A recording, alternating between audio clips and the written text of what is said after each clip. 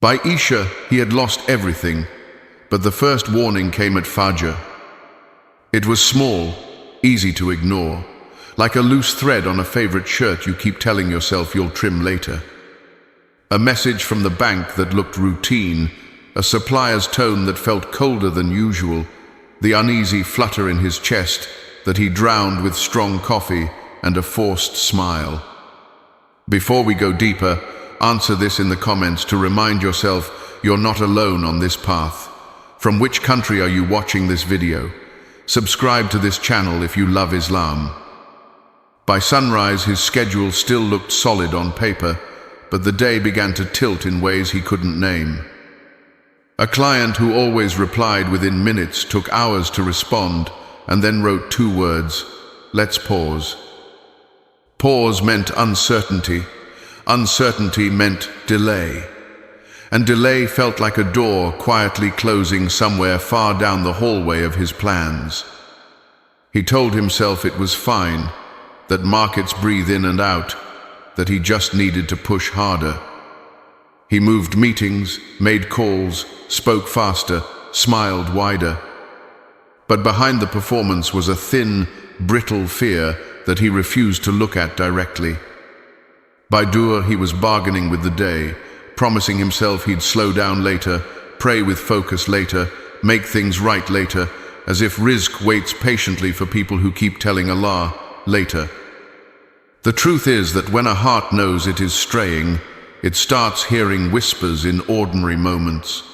A friend's reminder lands heavier than it should. A verse you memorized years ago suddenly returns to your tongue in the checkout line. A receipt you meant to file blinks at you like a blinking red light. He brushed those whispers aside, telling himself he wasn't a bad person, just a busy one. The afternoon brought the second crack in the foundation, an email about account review that was probably nothing, probably a formality, probably the kind of probable that becomes a storm while you're still convincing yourself it's a cloud. He felt the heat of stress rise to his face and answered with more hustle, more spin, more words to cover the places where his actions had become thin. At Asr, the day stopped negotiating. It began taking. A small collision bent the side of his car, not enough to hurt him, just enough to birth expenses, phone calls, and another chunk of time he did not have. The tow truck's flashing lights reflected in his eyes, and for a second he saw himself the way strangers must have seen him, shoulders stiff, jaw clenched, eyes trained on a future that kept backing away. By Maghrib, he was scraping the bottom of his confidence for the last few reassuring lines he kept for emergencies, but the script wouldn't play. Then it came, the message he was sure would rescue the weak, the contract he'd counted on, the one he'd already spent in his head, the one he had shaped his prayers around. It fell apart in a single paragraph crafted to sound professional and merciful, the way endings always try to sound like they're doing you a favor. In that moment, the noise of the city dimmed, and a different sound reached him. The sound of a door inside, the soul swinging on its hinges. The sound of a question Allah plants in the heart when the world stops pretending to be your provider. He sat in the quiet and replayed the week, then the month, then the small choices that had felt harmless when they were small. A rounded figure on an invoice to cover overhead. A smile to a client and a sharp tongue to an employee. A deal sealed with a joke he didn't really believe and a promise he had no intention of keeping exactly as said. None of it looked like a sin when he put it under soft light and forgiving angles. It only looked like what everyone does. But Rizq is not swayed by what everyone does. It responds to truth, to fairness, to the secret you carry to the prayer mat when no one is watching. That night, when the day finally ran out of excuses, he realized the collapse hadn't started with the contract. It had started with the heart. And hearts don't collapse in a single blow. They sag under the weight of repeated choices, small knots of dishonesty that tighten into a rope around your blessings. The test wasn't random. It was a mirror, held steady by the one who provides, asking a simple question. Do you want to keep pulling at this world until your hands are raw, or will you unclench your fists long enough to receive what only obedience can carry? He stared at that mirror, and for the first time in a long time did not look away. He felt the ache of regret arrive, the kind that doesn't ask for applause, the kind that whispers, if you want different doors to open, walk differently. There, in the soft darkness between plans and prayer, he understood the headline of his life wasn't, everything fell apart. It was, you were being asked to return. And a return begins not with new strategies, but with new sincerity. Rizq is wider than money, but money is where most people first notice its absence. Rizq is the idea that arrives when you're stuck, the friend who calls with exactly the right advice, the small sale that turns into a relationship, the health you need to work, the calm you need to sleep, the barakah that makes a little stretch beyond logic. What blocks it is not the economy's mood swings or the stars' positions. What blocks it is a heart that chooses shortcuts over truth and then calls the consequences bad luck.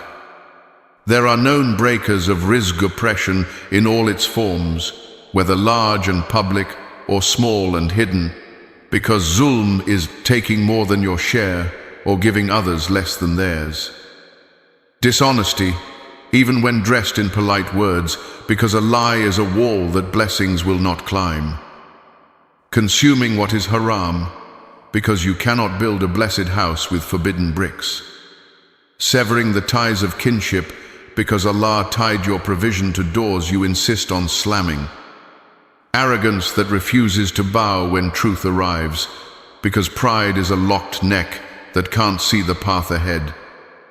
Ingratitude that counts problems with a microscope and blessings with a blindfold. These are not poetic ideas, they are practical realities. The man who rounds up a number to take advantage just a little tells himself he is being savvy, but he is puncturing his own bucket and calling the leak market conditions. The woman who delays a prayer with the excuse of urgency might close a deal, but she may be trading a quick win for a long famine of barakah. The sibling rivalry you nourish with silence, the elder you do not visit, the parent you answer with a tone that would humiliate you if you heard it played back. These ties are like hidden irrigation lines under your field, and when you cut them, the harvest withers no matter how often you water the surface.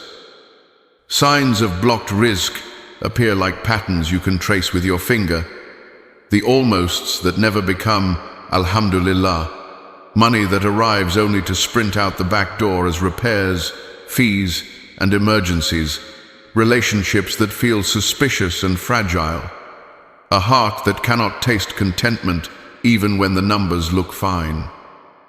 People respond by sprinting harder, adding more tasks, staying up later, but hustle without honesty is a treadmill. You sweat, you pant, you get nowhere. The path back begins with naming things correctly. Call the lie a lie, not a strategy. Call the underpayment oppression, not optimization.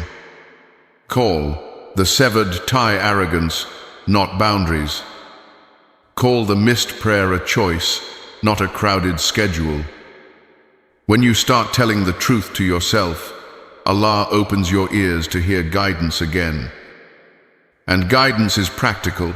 Stop the sin, make amends, return what is not yours, ask forgiveness from those you hurt, give charity that pinches enough to remind your ego who owns your wealth, and honor your prayers like they are your oxygen because they are.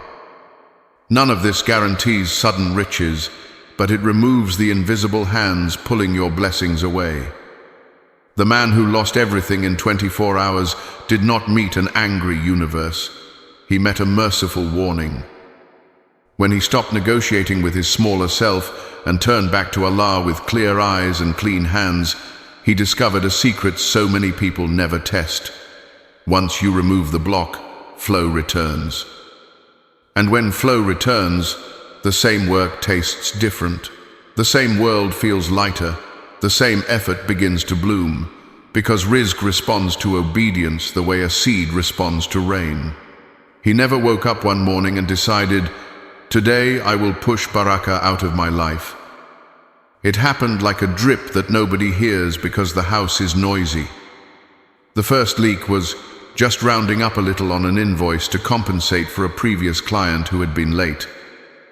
He told himself it was fair because life balances out, except life doesn't balance out when you play judge and jury over other people's rights. Then came the tiny promise he broke because it was inconvenient to keep, and he softened it with a cheerful emoji so it wouldn't feel like betrayal. A colleague asked for help meeting a deadline, and he said, "Inshallah, I'll try," knowing full well he wouldn't. He heard himself, noticed the hollow ring of the words, and moved on because moving on is easier than repairing.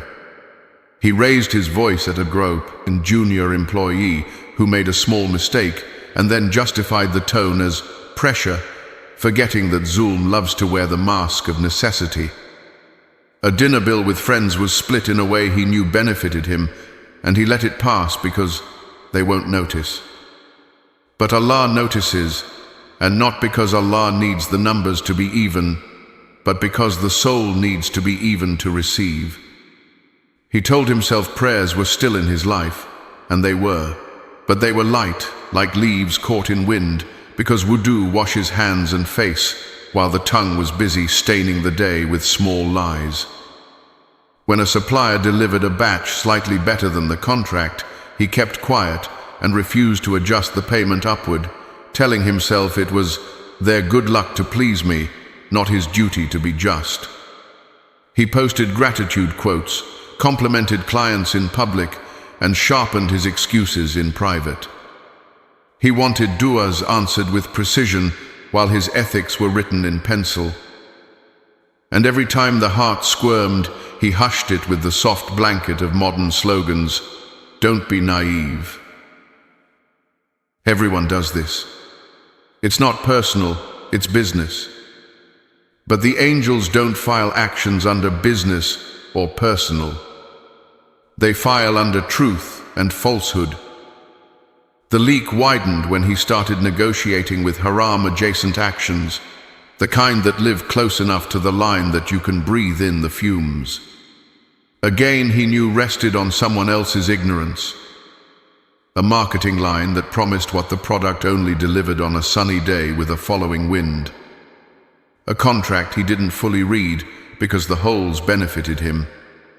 He could feel the emptiness after small victories, the way a laugh sounds different in a room with poor acoustics. The more he pretended, the more life sent him almosts, almost closed, almost called back, almost approved, because Rizq hates to be poured into a cracked vessel. At meals he tasted food and not flavor. At home he sat on furniture and not rest. He mistook fatigue for hustle and anxiety for ambition. He was not a villain. He was a man walking with a pebble in his shoe for so long that limping felt normal. And when reminders came, an ayah that stung, a khutbah that lined up too precisely with his day, an old friend's advice that landed like a key in a long-forgotten lock, he praised the reminder, nodded sincerely, and then let it evaporate. That's how leaks work. They don't flood the floor. They swell the wood quietly. They warp the frame. They turn a straight door crooked so that one day, with all your might, you can't close what used to shut with a fingertip. The heart is a house.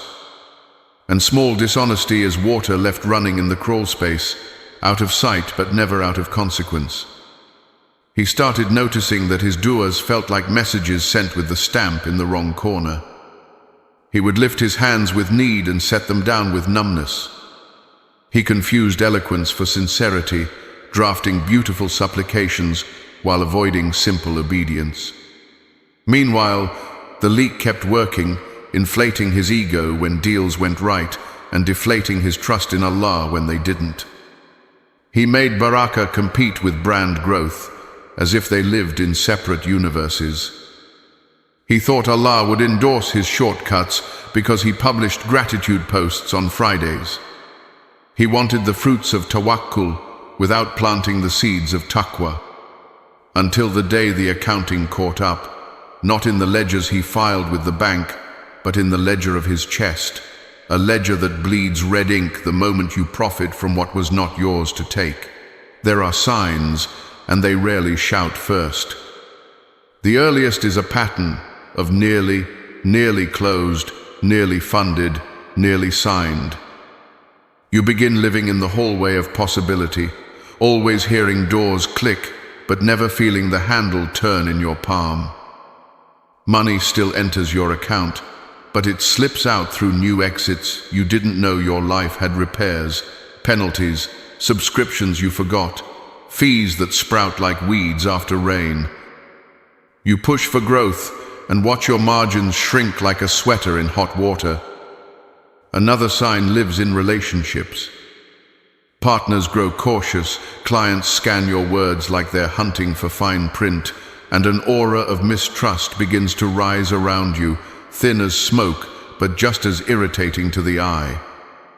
At home, tension visits without knocking. Small conversations turn into misunderstandings that feel strangely expensive. You hear yourself explaining your intentions more than living them. And the house that used to feel like a refuge becomes a loading dock for worries. Then there is the spiritual symptom, the one people try to medicate with podcasts and productivity hacks, the prayer that tastes like cardboard. You stand, you recite, your body bows and rises, and yet your heart stays seated in a chair across the room, arms folded. Quran that once cracked you open now skims the surface like a skipped stone, touching water, never sinking. Dua becomes a checklist item sandwiched between emails and errands. When Rizq is blocked, ibadah can feel like lifting weights with the wrong muscle group. Something strains and nothing grows. Another sign is your language. You start compiling villains outside yourself. The market, the algorithm, the generation, the location. You become a curator of excuses, framing them nicely, hanging them on the wall, proud of how smart they sound. But excuses are heavy pictures. They make the room smaller. A believer's heart, even when pressured, breathes. When it stops breathing, look for the grip of sin. There are also the mistimings that pile up like airport delays. You arrive exactly when a window closes. You send a message right as a team goes offline. You ship a product the week a regulation changes. One or two are life. A string is a lesson. Health can get involved too, not calamity, but a carousel of small ailments that burn the hours you needed for what matters. Rest becomes weirdly difficult, either too little or too much, and neither refreshing. Meanwhile, your appetite for distractions grows. Scrolling feels easier than reflecting. Critiquing others feels more satisfying than correcting yourself. You put off a hard apology the way a child puts off homework, and the hour you save becomes a day you lose. If you're brave enough to trace these signs back to their source, you will notice they converge on one invisible switch: honesty with Allah and with people. Call the patterns what they are, and they start losing power. Name the almosts as mercy tapping your shoulder, not fate mocking you. Admit the fees and emergencies are not bad luck, but water escaping through holes your own hands drilled. Acknowledge the brittle relationships as mirrors, showing you how safe or unsafe others feel around your word. And most importantly, accept that a prayer said on schedule but lived off schedule can't carry the weight you're trying to stack on it. The fix does not begin with chasing more, it begins with stopping less. Stop the convenient lie you tell to close the loop. Stop withholding a due right while writing sophisticated reasons for it.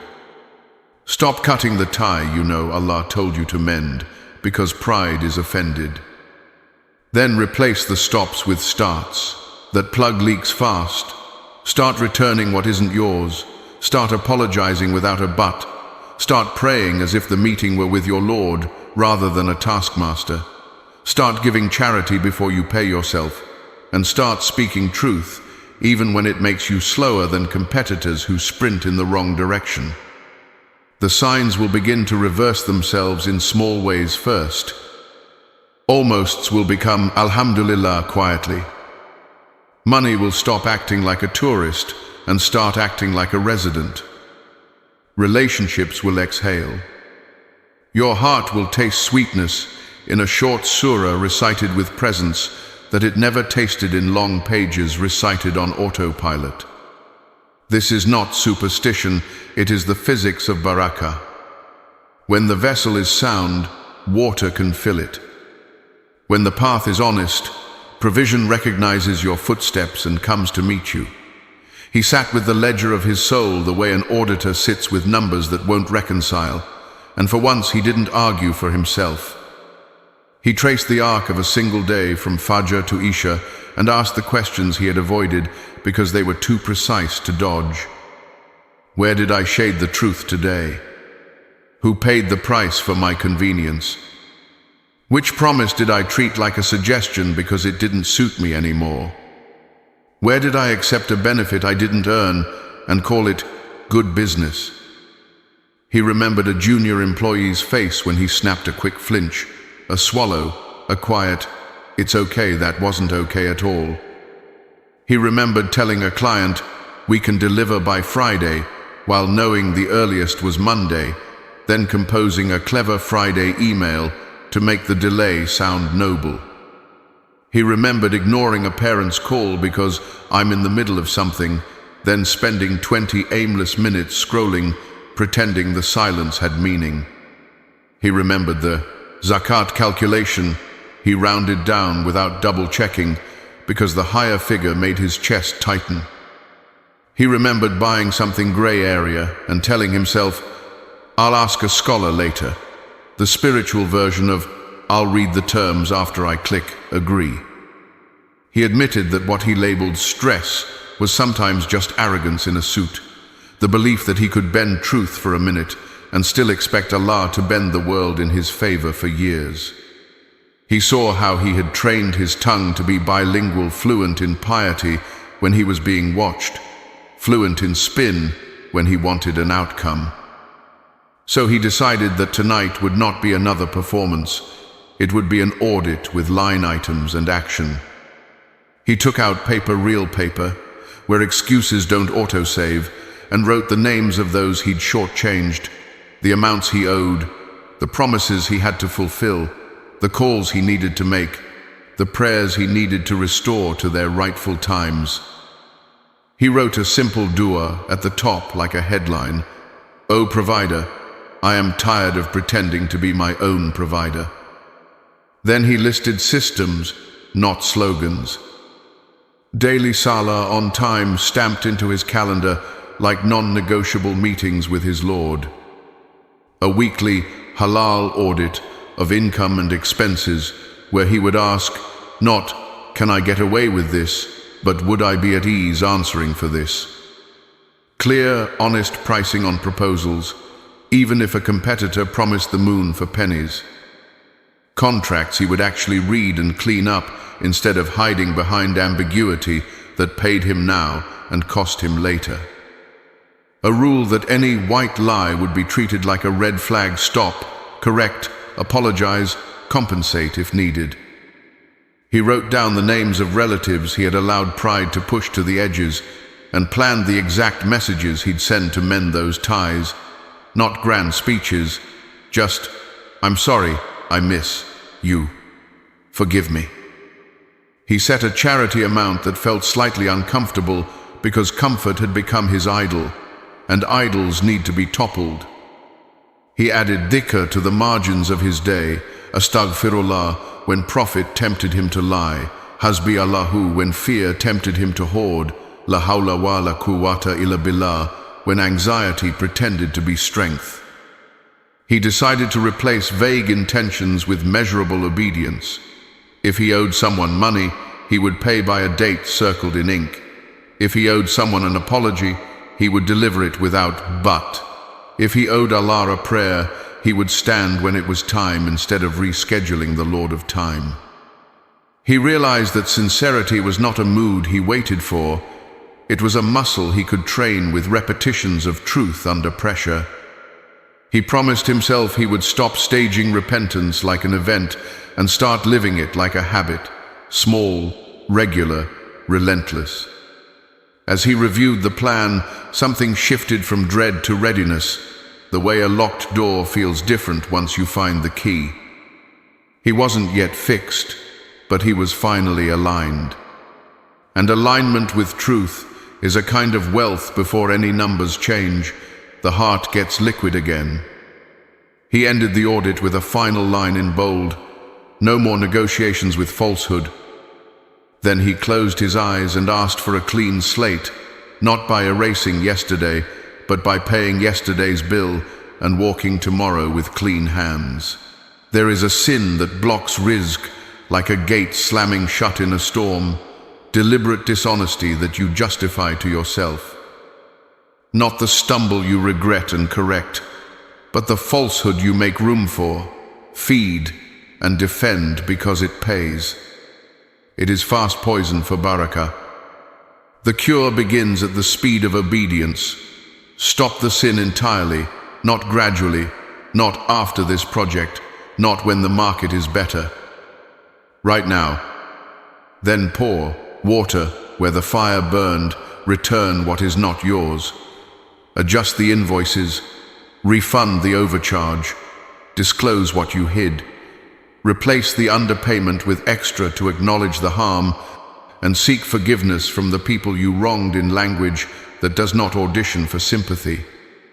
Feel the sting of embarrassment and call it medicine.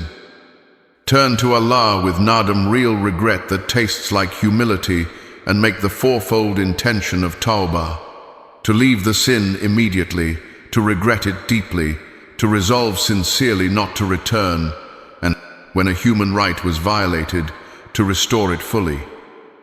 If the sin was between you and Allah alone, place your forehead on the ground for 2 rakat of repentance and speak to your Lord like a beggar who finally knows his place. If the sin touched another person's haq, don't hide behind private prayers while public harm remains. Mend the world you dented. Then build fences around your field so the wolves can't stroll back in. Write integrity into your processes. Standardized quotes with transparent terms, delivery dates with buffers for honesty, a rule that every claim must be evidence ready, a policy that any edge tactic gets reviewed with the question, would I be proud to explain this on the day with no lawyers? Schedule your prayers before you schedule your pitches, because a calendar reveals theology more clearly than a bio. Feed your heart the names of the one you depend on. Repeat Rizq until your chest believes that provision does not require performance for people. Keep istighfar flowing across your day like a river that carries away pollutants before they settle 100 times with presence, not as background noise, but as steady housekeeping for the soul. Seek halal with enthusiasm, not reluctance, and cut gray areas when your heart contracts. If you have to talk yourself into peace, it's not peace. Spend from what you love, not just from what you won't miss, because charity is not a tip you leave God. It's a blade that cuts your attachment to what keeps you small. Surround yourself with people who tell the truth even when it's awkward, and give them permission to interrupt you when you start rehearsing old lies with new vocabulary. Learn the fiqh of your trade so your piety isn't guesswork. Ignorance is not innocence when you refuse to learn. Put practical scripts in your mouth for tempting moments when a client asks for a promise you can't keep. Say, I won't say Friday unless I can deliver Friday, and let honesty cost you quickly so it can pay you lastingly. When fear of missing out pushes you toward a deal that smells off, say, What is written for me will not pass me, and watch how calmness makes you smarter. If you slip, and you will because you are human, treat it like a kitchen fire. Smother it immediately with truth, apology, and correction before it learns your floor plan. Keep a restitution fund aside, so returning rights is frictionless. Generosity without justice is branding, not repentance. Maintain silat ar-rahim, because mended family ties are hidden aqueducts that water your field from beneath. Don't block your own irrigation with pride. Practice shukr deliberately. Write 3 blessings each night and ask yourself how you honored them today, because gratitude is a magnet for more, while complaint is a scarecrow that chases good away. Above all, refuse to be 2 different people, one who prays and one who deals. Be one person before Allah and people, and let that unity simplify your life until decisions become easy, because options shrink to truth or nothing. And then watch for the first signs that the gate has unstuck. It may not be cash, it may be clarity, a sudden removal of confusion, a meeting that finally feels honest, fees that stop multiplying like insects, a phone call you feared that turns out gentle, a small sale that strangely carries profit further than a large one used to. Don't romance coincidences, recognize mercy. Understand that barakah's footsteps are quiet but decisive. The world doesn't have to change shape for your rizq to flow, you do. When you stop defending a lie, you stop blocking your doors. And when doors open, provision doesn't have to run. It walks in with dignity, because it knows it is welcome where truth lives. He began before dawn because he didn't trust his afternoon self to be brave. Fajr felt different when he stood with a ledger on the table and a list of names in his pocket. After the taslim, he didn't reach for his phone to distract himself. He reached for it to repair. First message: I spoke harshly to you yesterday. I was wrong. No excuses. Please forgive me. He pressed send to the junior employee and felt the first knot loosen. Second message to a client: I rounded an invoice in my favor. I've refunded the difference. It won't happen again. He opened his banking app and actually returned the money before his ego could hold a vote. Third, he drafted a note to a supplier. We received better quality than contracted. I'm adjusting the payment upward to be fair. He added the extra and felt the strange relief that only justice brings. He called his mother after sunrise, not to tick a box, but to listen, letting her voice slow his racing mind. Then he called the cousin he had cut off and said the sentence pride hates.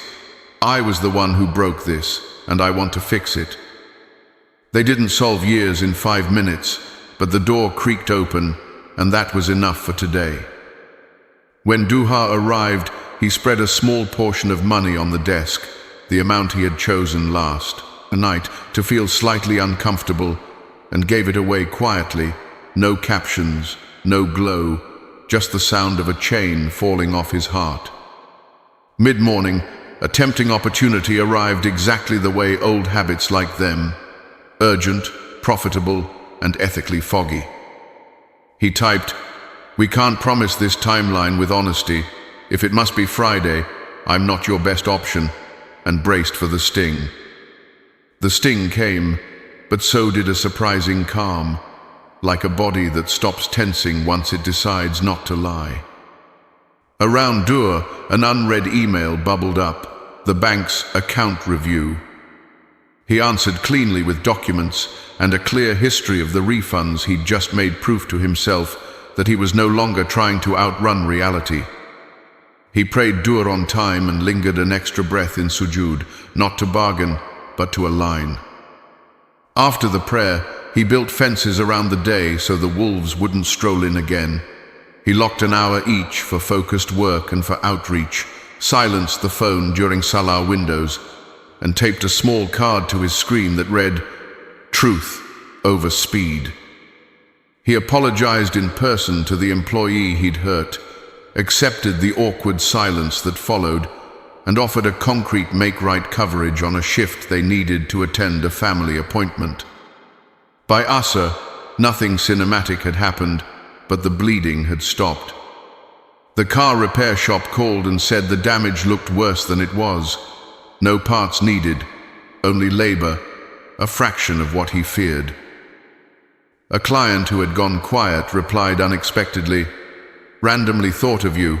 Are you available for a smaller project this week?" Smaller didn't offend him anymore.